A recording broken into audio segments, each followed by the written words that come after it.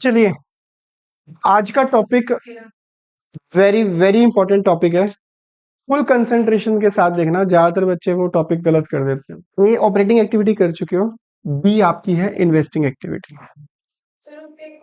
हाँ, उसका भी वो किया नहीं उसने यार, राइटर ने ना। कोई नहीं, आगे सारे क्वेश्चन वही वाले हैं वैसे ही, डोंट वरी।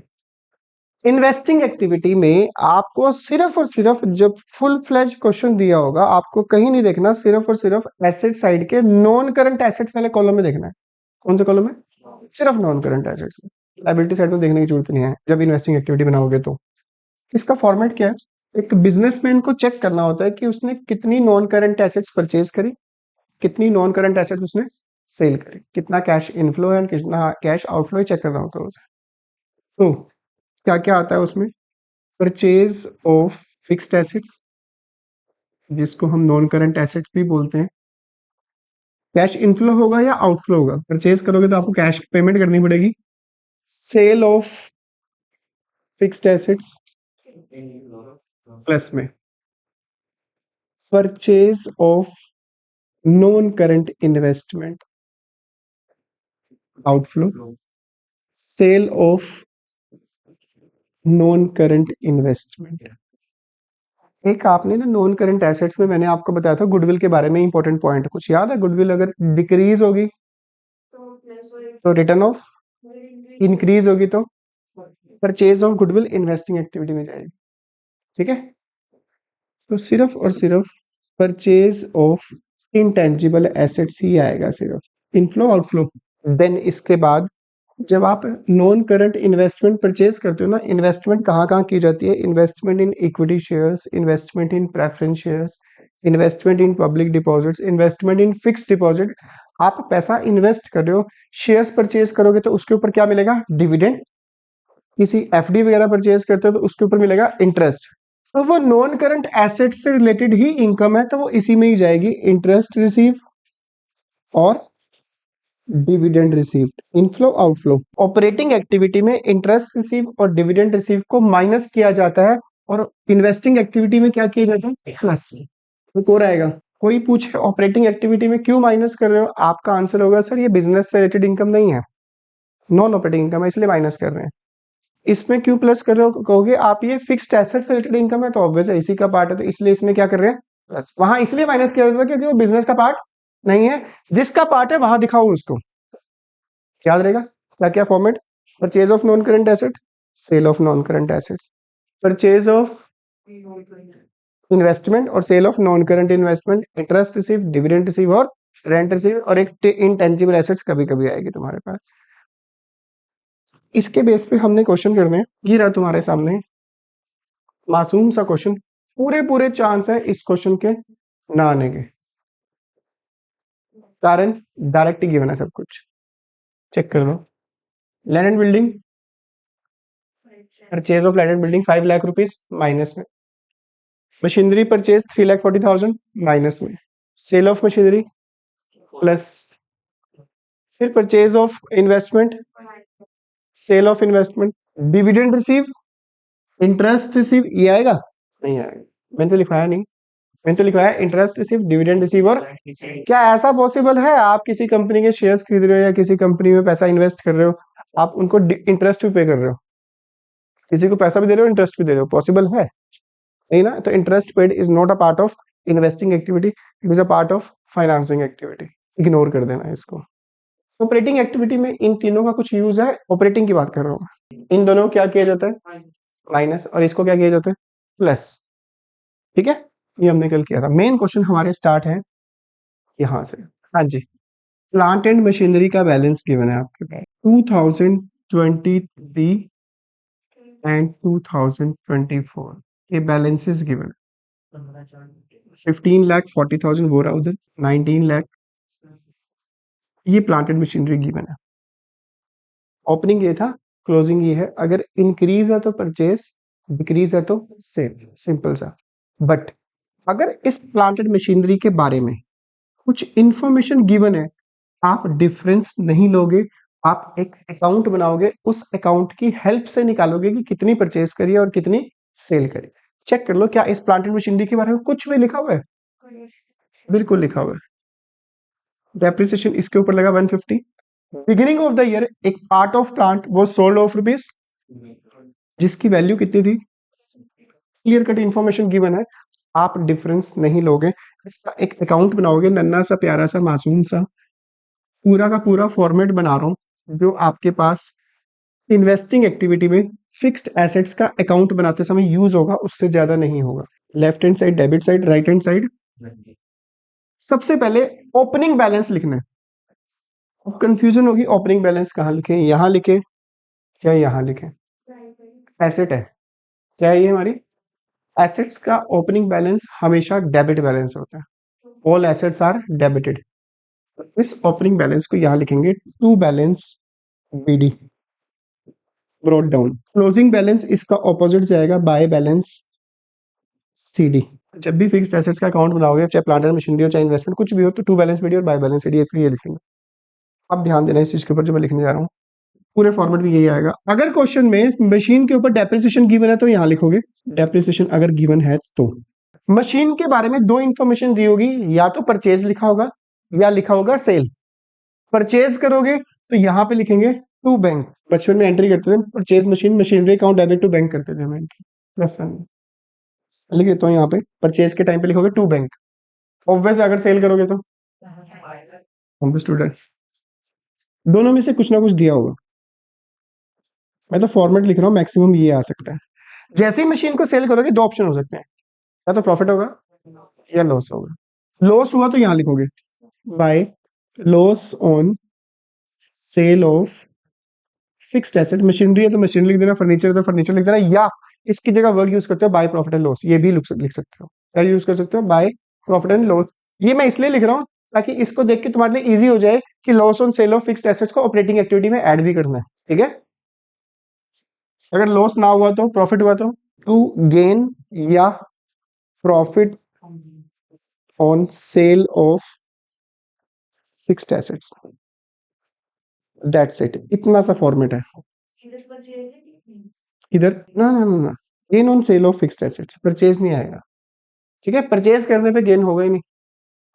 परचेज करने पे तो थोड़ा सा हमें थोड़ा दुखी होना पड़ेगा और खुश भी होना पड़ेगा। दुखी इसलिए होना पड़ेगा पैसा गया, खुश ये होना पड़ेगा कि चलो नई एसेट तो आई है।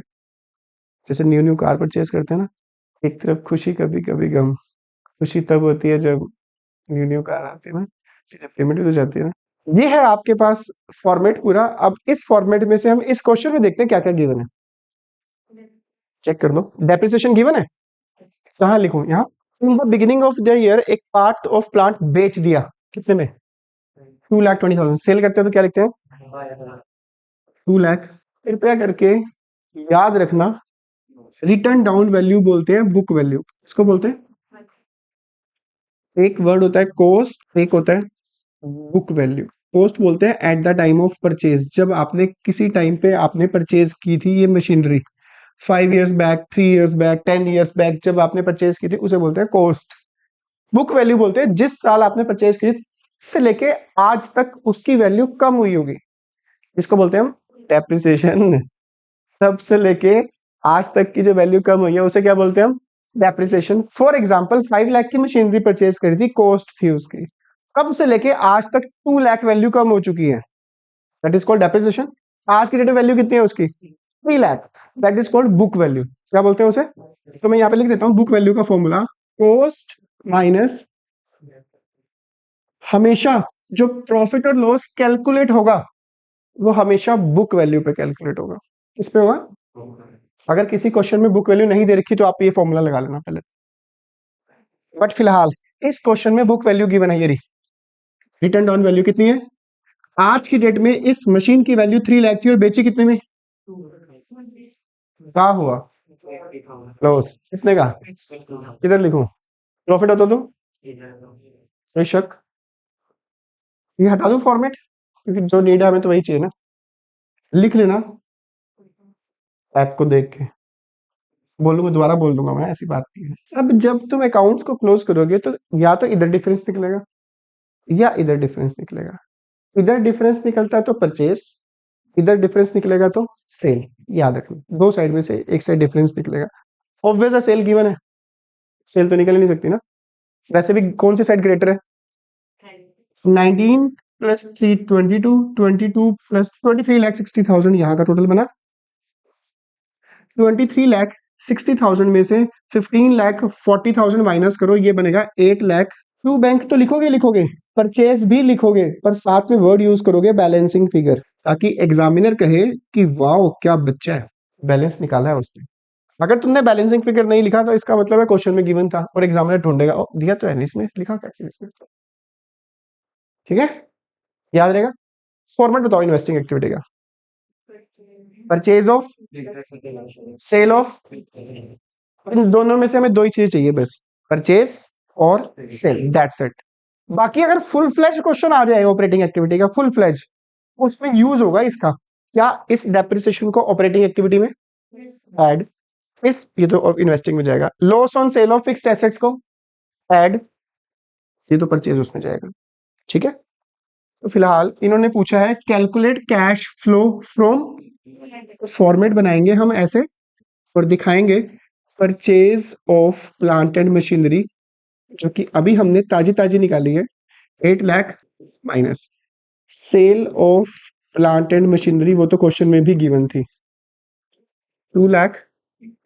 ये परचेज किया है तो आउटफ्लो, ये सेल किया है तो इनफ्लो, नेट आंसर क्या निकलेगा, माइनस का 6,00,000। अगर माइनस का आंसर आता है तो आप लिखोगे कैश यूज्ड इन इन्वेस्टिंग। आप अपने पेरेंट्स को बता सकते हो कि इस साल हमने टोटल फिक्स्ड एसेट्स के ऊपर जो हमारा कैश गया है वो कितना गया है, 6,00,000, क्योंकि 820 की परचेज करी है, 220 की तो हमने ओल्ड सेल भी कर दी थी, तो नेट कैश कितना गया हमारे पास से, 6,00,000। याद रहेगा की बात।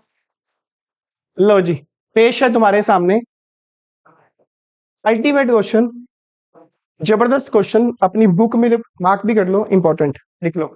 ये गिवन है plant and opening balance, closing balance. अगर इसके बारे में कोई एडिशनल इंफॉर्मेशन गिवन है फिर तो बनाएंगे अकाउंट, अगर नहीं गिवन तो डिफरेंस ले लेंगे, देख लो चेक कर लो है इसके बारे में, तो चलो फिर बनाओ। सबसे पहले ट्राई बैलेंस, तुम्हें जरूर देखनी है आज से। To balance BD, opening balance 12,00,000, इसका ऑपोजिट 15,00,000, चेक कर लो। अब पंगा आ गया कि इसमें दिक्कत हो गई है बड़े तगड़े वाले। डेप्रिसिएशन चेक करना कितने हैं, दोनों लिख दे। जब आपके पास दो डेप्रिसिएशन गिवन हो तो याद रखना डेप्रिसिएशन ड्यूरिंग द ईयर वाला लेते हैं। कौन से वाला चेक करना, कोई दे रहा ड्यूरिंग द ईयर वाला, कहाँ है, यहाँ लिखोगे बाय 2,00,000, वर्ड पढ़ना क्या लिखा हुआ है, क्या कॉस्ट से प्रॉफिट लॉस निकाला जा सकता है, बुक वैल्यू से निकाला जाता है। सही बोल रहा है तू, मतलब कॉस्ट से कभी भी प्रॉफिट और लॉस नहीं निकाल सकते। कॉस्ट का मतलब होता है यार 4 साल पहले खरीदी तुमने तो यूज भी तो करी तुमने, तो आज की डेट में वैल्यू थोड़ी ना, जितने की परचेज की आज की डेट में उतनी वैल्यू थोड़ी ना है। कितने की परचेज की थी, तब से लेके अब तक, एक्यूमुलेटेड का मतलब से लेके अब तक उसकी वैल्यू कम कितनी हुई, 90,000। तो 240 में से 90,000 माइनस करो, वो निकलेगी बुक वैल्यू। क्या निकलेगी, क्योंकि मैंने तुम्हें बताया था प्रॉफिट और लॉस निकलता है किससे, बुक वैल्यूज। तो बुक वैल्यू निकालो कॉस्ट माइनस डेप्रिसिएशन। आज की डेट में वैल्यू कितनी है इसकी, 150, बेची कितने में, प्रॉफिट लॉस। कई बच्चे कहते हैं ओ सर 240 की परचेज की 170 में बेची, ये तो लॉस हुआ। फिर मैंने क्या बताया था, कॉस्ट से प्रॉफिट लॉस नहीं निकलता, हमेशा किससे निकलेगा, बुक वैल्यू से कंपेयर करना है। तो कॉस्ट दे रखी है, बुक वैल्यू निकालने का फॉर्मूला कॉस्ट माइनस एप्रिसिएशन। ठीक है, तो यहाँ पे क्या लिखू, बाय बैंक ब्रैकेट में सेल 1,00,000, प्रॉफिट कितना, इधर लिखो, लॉस उधर आता है, टू साइड में प्रॉफिट आएगा, to profit on sale of, कितना लिखूं, इक्वल करना दोनों साइड को, 1540 प्लस 390, 4,00,000 प्लस कर दो, 15 4 90, 19,30,000। 1930 में से 1220 माइनस करो, ये आएगा 7,00,000। क्या लिखूं यहाँ पे, टू बैंक ब्रैकेट में परचेज, साथ में क्या लिखूं, कौन सा, ये 20, बुक वैल्यू कितनी है 150 वाली, सेल कितने में करी, ज्यादा में बेची ना, 20,000 महंगी बेची है, प्रॉफिट हुआ है, इस प्रॉफिट को दिखाया, लॉस यहाँ दिखाया जाता है, प्रॉफिट यहाँ दिखाया जाता है। वो देखो एक्यूमुलेटेड का मतलब है एक मशीन का टुकड़ा बेचा, सारी मशीन नहीं बेची, सारी मशीन नहीं बेच मारी हमने, एक मशीन बेची, उस मशीन जब हमने खरीदी उस मशीन को 240 की थी, वो वाली मशीन। ये डेप्रिसिएशन जितने भी हमारे पास मशीन्स पड़ी हैं ये उन सबका डेप्रिसिएशन है। ठीक है, हमें कौन सा निकालना है, जिस मशीन को बेचा उसका निकालना है प्रॉफिट एंड लॉस। ये वाला डेप्रिसिएशन इसके बीच में ऑलरेडी इंक्लूडेड है, ऑलरेडी हमने दिखा दिया यहाँ पे। कोई शक? पूछा क्या है? नेस्टिंग एक्टिविटी का format, purchase of plant and machinery 710, sale of plant and machinery 170। Check कर लेना आंसर आ रहा है या नहीं। 11 में से 7 माइनस करो 46, 540 आ रहा है, चेक कर लेना। ठीक है, वाह। नहीं निकला तो तुम घर पे क्या करते हो? आज से करना, एटलीस्ट यूट्यूब भी देख लेना। तो क्या हो तो क्या, हम देखते ही रहते हैं। चलिए, बहुत है ये, बहुत कम है, बहुत कम। बस जब वो तुम देखोगे ना फिर तुम कहोगे सर बहुत कम है। चलो कोई बात नहीं, मेरे लिए आज के लिए इतना बहुत है, अब तुम्हारे लिए, तुम्हारी बारी है। तुमने सेम क्वेश्चन है, अभी अभी मैंने करवाया है, अभी अभी तुमने सिर्फ और सिर्फ मशीन अकाउंट बनाना है फिलहाल, अभी सेम एग्जैक्ट सेम ही डिट्टो क्वेश्चन है। तुम मुझे मशीन का परचेज और सेल निकाल के बताओ जल्दी से। चलो, जिन जिन का आ चुका है वो देखो। तुमने आंसर बताया मुझे, परचेज ऑफ प्लांटेड मशीनरी कितना बताया? 1,88,000 तुमने बताया। सेल ऑफ प्लांटेड मशीनरी कितना है? अगर बुक के अकॉर्डिंग चेक करोगे, बुक में 35 है, अगर मैं इसके अकॉर्डिंग करूं तो यहाँ पे लिखेंगे आंसर दोनों में से 188 आएगा परचेज। तो अगर बुक के साथ आंसर मैच करोगे तो 35 लिखना यहाँ पे। ठीक है, अब मेरी बात सुनो ध्यान से, क्या इनके अकाउंट बनने हैं? 1 2 3 नहीं बने। मैंने तुम्हें बताया था जब नॉन करंट एसेट्स के बारे में एडिशनल इंफॉर्मेशन ना दे रखी हो, तो आपने क्या चेक करना, इंक्रीज हो रहा है तो परचेज, डिक्रीज हो रहा है तो पहले तो चेक करो क्या ये तीनों नॉन करंट एसेट है।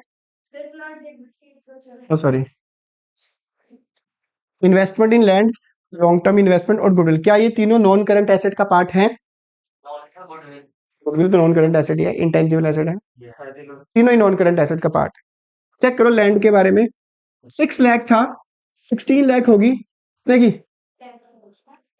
इंक्रीज होगी तो परचेज 10 लाख नेगेटिव। इसके बारे में चेक करो, 4 लाख थी, 250 होगी, sale of long term investment 1 lakh. Goodwill के बारे में चेक करो, 15 थी, और अगर डिक्रीज होती तो, क्या आप बात कर रहे हो, डिक्रीज हो तो रिटर्न ऑफ होती है। तभी तो मैंने बताया था शुरू में कि इंपॉर्टेंट पॉइंट लिख लो अपने पेजेस पे, इंपॉर्टेंट पॉइंट का पार्ट है ये गुडविल। इंक्रीज है तो इन्वेस्टिंग में, डिक्रीज है तो ऑपरेटिंग में। आंसर निकाल लो इसका, बुक में 10,000 ज्यादा आ रहा होगा, इसके अकॉर्डिंग सॉल्व करो इसको। 10,78, बुक में 10,88 होगा। एक पॉइंट रह गया तुम्हारा। इस 10% का मतलब क्या है, इन्वेस्टमेंट के ऊपर आपको इंटरेस्ट रिसीव होगा। क्या होगा आपको इंटरेस्ट? याद रखना, अगर क्वेश्चन में मेंशन ना हो कि इंटरेस्ट किस अमाउंट पे निकालना है तो हमेशा प्रीवियस ईयर पे निकाला जाएगा। इस पे निकाला जाएगा।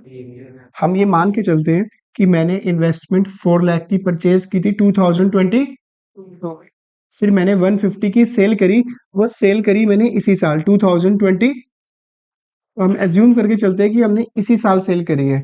अगर मैं इस 150 को इस साल सेल कर रहा हूँ तो मेरे पास शुरू से लेके अभी तक इन्वेस्टमेंट थी कितने की? 4 लाख के ऊपर इंटरेस्ट कितना मिलेगा? 10%। तो कहने का मतलब अगर आपके पास क्वेश्चन में कुछ मेंशन ना हो कि किस डेट को परचेज करी, किस डेट को सेल करी, उस केस में हमेशा इंटरेस्ट निकलेगा इसके ऊपर। प्रीवियस ईयर कितना? 4 लाख का 10% प्लस कर देना। ठीक है, जितना भी आएगा वो आंसर आ जाएगा तुम्हारा।